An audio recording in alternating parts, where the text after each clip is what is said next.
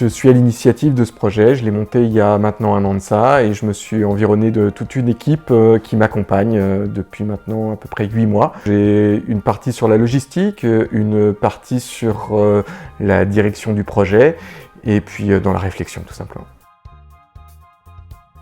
Convergence Balkans, c'est un projet Erasmus+ principalement, mais avec plein d'autres partenaires. Et le but, c'est de converger avec 34 jeunes venus de Skopje en Macédoine, de Patras en Grèce et de Dijon en France, et de réfléchir ensemble sur des problématiques européennes qui vont des problèmes migratoires, en fait, c'est des problématiques actuelles en tout cas, problématiques écologiques. Ce qui nous manque le plus, en fait, c'est de l'interaction. C'est que justement, aller faire des constats et puis des constats positifs. Tout ce qui ne va pas en Europe, je pense que, j'espère que la plupart des gens en sont conscients. On va aussi en parler forcément, mais on va principalement, les jeunes en tout cas, vont principalement aller voir ce qui se passe de manière positive, nous le ramener pour permettre justement de faire des comparaisons, réfléchir ensemble à ce qu'on a vu à Skopje, à Patras, comment eux, ils réagissent aux problématiques migratoires, aux problématiques autour de la nourriture, du futur de l'Europe.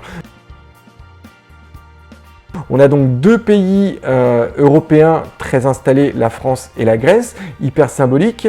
L'un parce que la France elle est à l'initiative de l'Europe, la Grèce parce que c'est le berceau de l'Europe, et là on va avoir un pays qui arrive dans l'Europe. Ensuite, parce que tout simplement, la Macédoine, c'est la porte d'entrée des migrants dans l'Europe, ainsi que la Grèce. Bon, je ne vais pas faire le détail, mais vous le savez certainement, Patras est le 2e port de Grèce, et donc en tant que ville portuaire, c'est une porte d'entrée justement pour les migrations venues d'Afrique du Nord, de Syrie, voilà.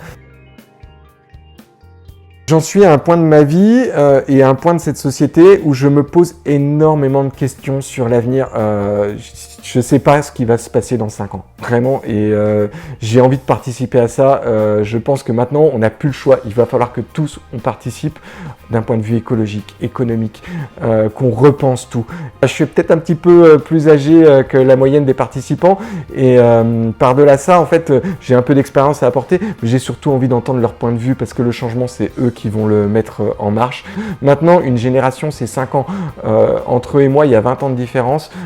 Autant dire que c'est même plus une génération, c'est un monde entier qui est en train de se transformer.